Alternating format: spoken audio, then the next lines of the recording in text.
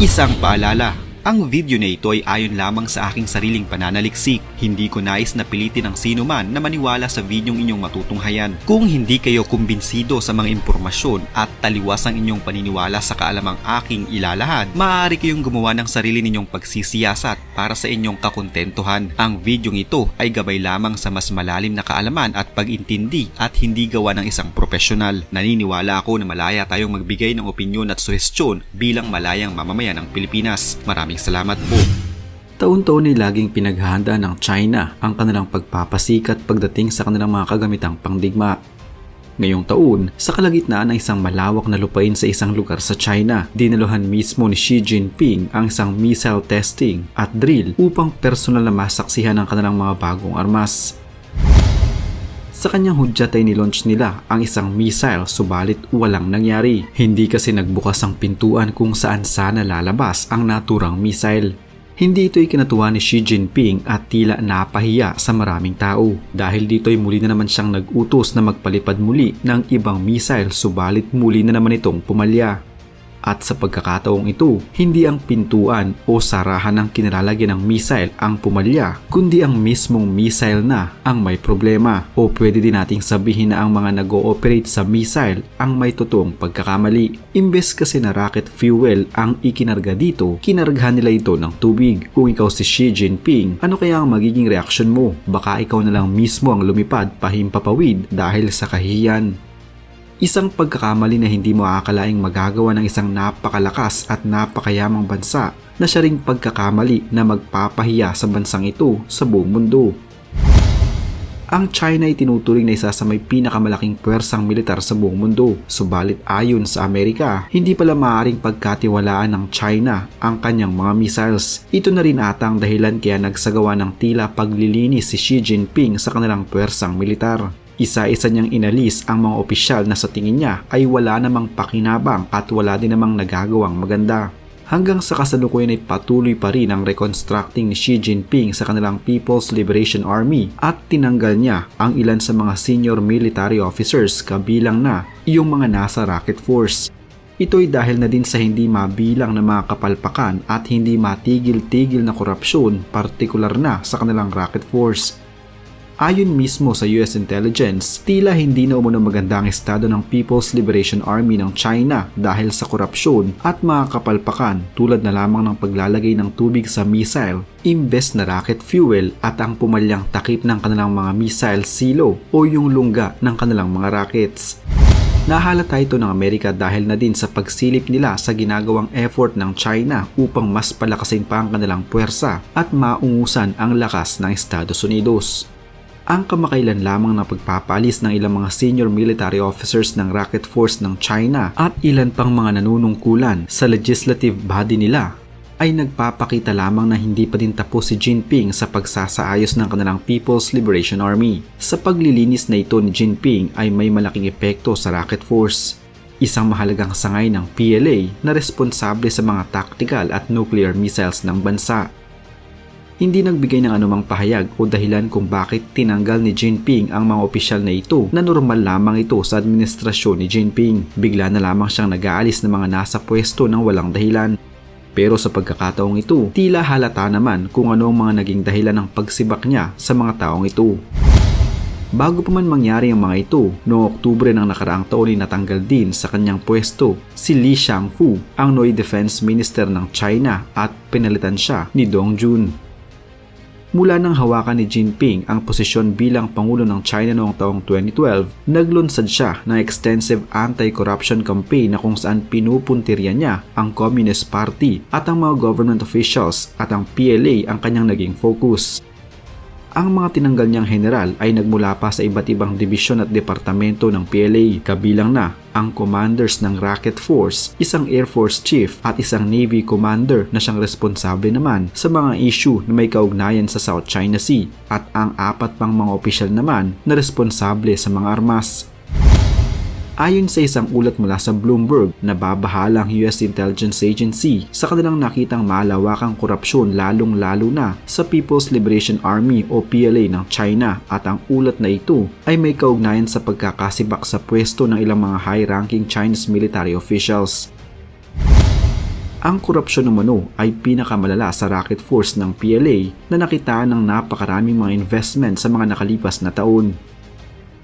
Ang revelasyon na ito ay nagtulak sa mga US officials na maniwala na si Xi Jinping ay hindi gaanong makikialam sa mga major military actions sa hinaharap. Ang korupsyon sa rocket force at defense industrial base ng China ang nakikitang dahilan kaya hindi gaanong lumalakas ang kapasidad ng PLA sa pangkalahatan. Sa mga nakalipas kasing taon ay mas pinagtutuon ng pansin at pinondohan ng gobyerno ni Jinping ang pagpapamodernisa ng kanilang puwersa upang makamit nila ang kanilang hinahangad na pang world-class na military bago sumapit ang taong 2050.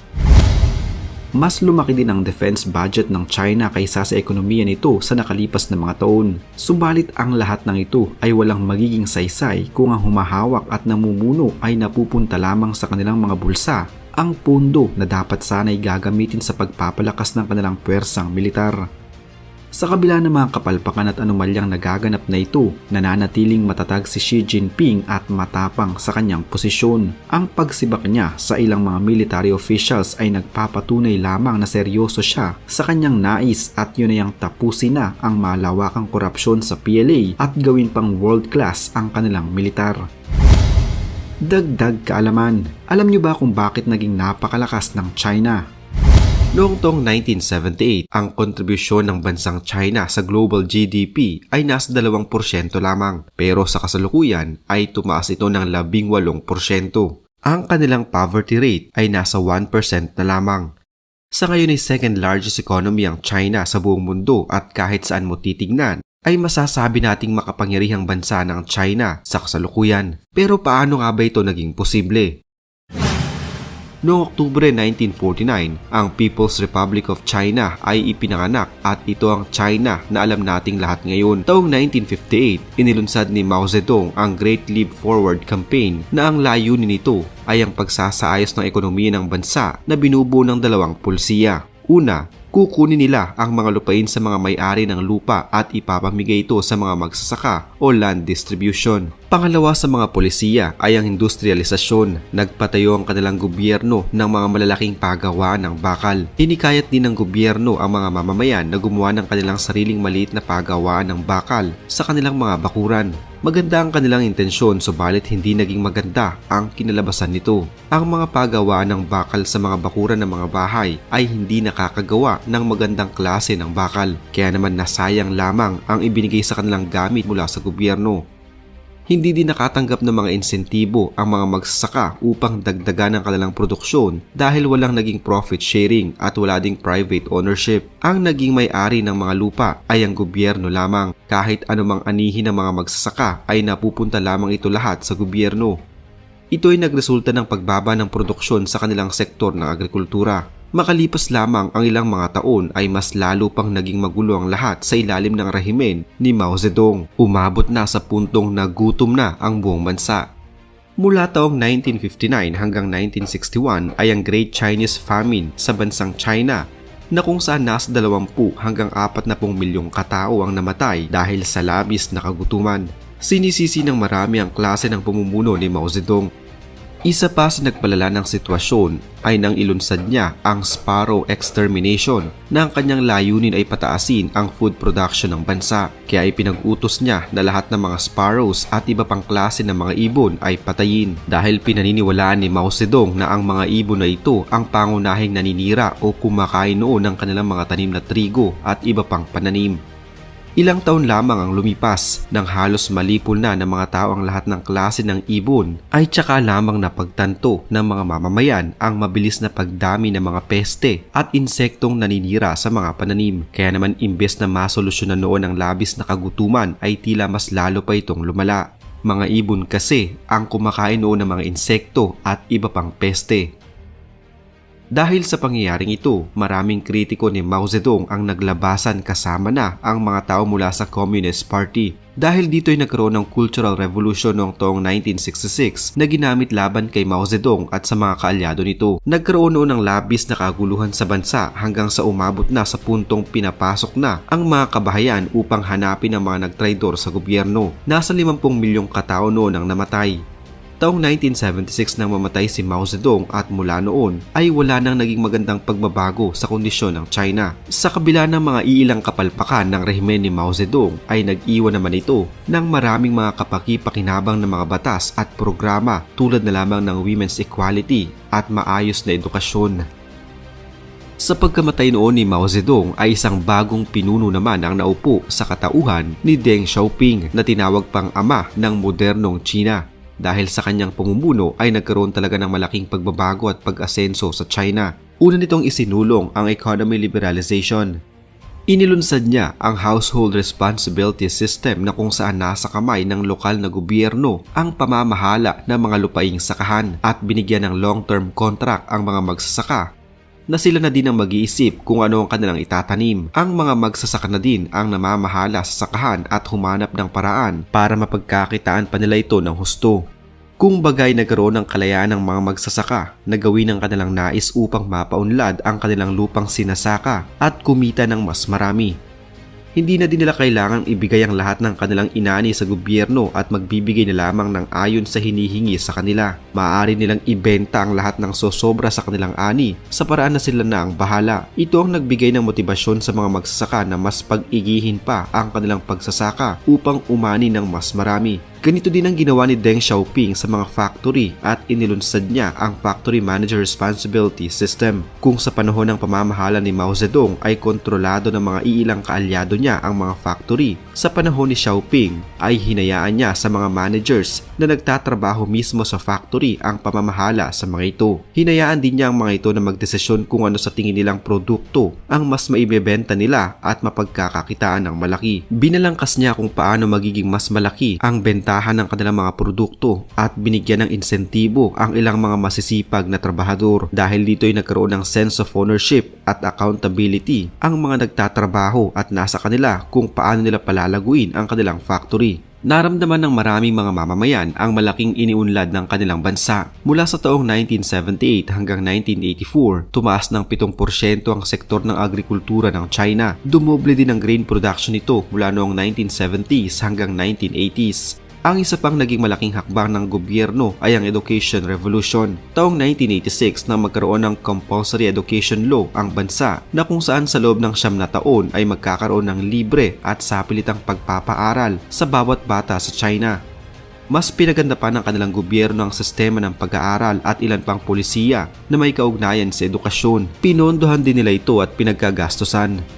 Pinagtuunan din ng pansin ng China ang kanilang mga vocational at technical education kung saan tinutukan ang pagtuturo sa mga pinakakailangang matutunan ng isang empleyado sa kanyang trabaho. Dahil sa lahat ng ito, tumaas ang literacy rate ng bansang China na 65% lamang ito noong taong 1982 pero umakyat ito ng 95% noong taong 2012. Bukod sa edukasyon, inastusan at binigyang pansin din ng gobyerno noon ng China ang kanilang mga healthcare. Taong 2021, umubos sila ng nasa 5.59% na kanilang GDP at inila nila ito sa kanilang mga programang pangkalusugan.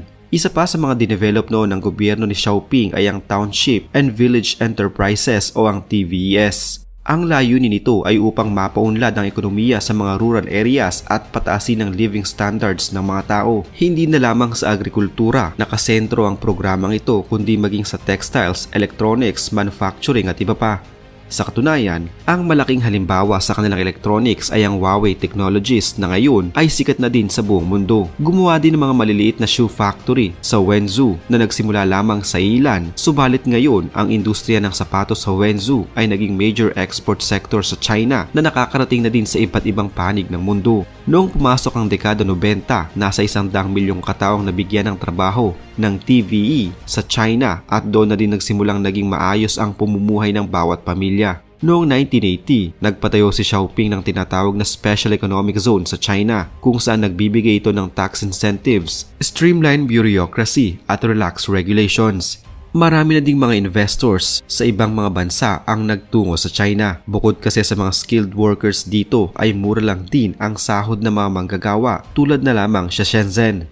Pinagtuon ng pansin din ng China ang kanilang mga infrastructure projects tulad ng mga railways para sa kanilang transportasyon at marami pang iba. Pati ang pagpapaunlad ng kanilang modernong teknolohiya ay kanila ding pinrioridad. Ayon kay Deng Xiaoping, crossing the river by feeling the stone. Kailangan mo munang maramdaman kung anong klaseng mga bato ang iyong matatapakan sa pagtawid sa isang ilog. Kaya naman ang kanyang mga naging desisyon ay labis niyang pinag-isipan at pinag-aralan na nagbunga naman ng panghabang buhay na solusyon. Kaya naman ang China, mula sa nagugutom na bansa noon, ay naging isa sa mga pinakamakapangyarihang bansa sa buong mundo sa ngayon.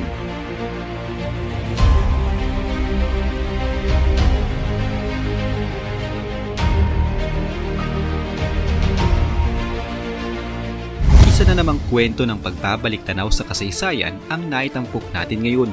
Huwag kalimutang i-like ang video ito at mag-iwan ng komento sa ibaba ng mga nais nyo pang malamang kwentong kasaysayan sa Pilipinas. Mag-subscribe na din para lagi kayong updated sa mga pinakabagong video dito sa Kasaysayan Pinoy. Magandang araw po at mabuhay ang bansang Pilipinas!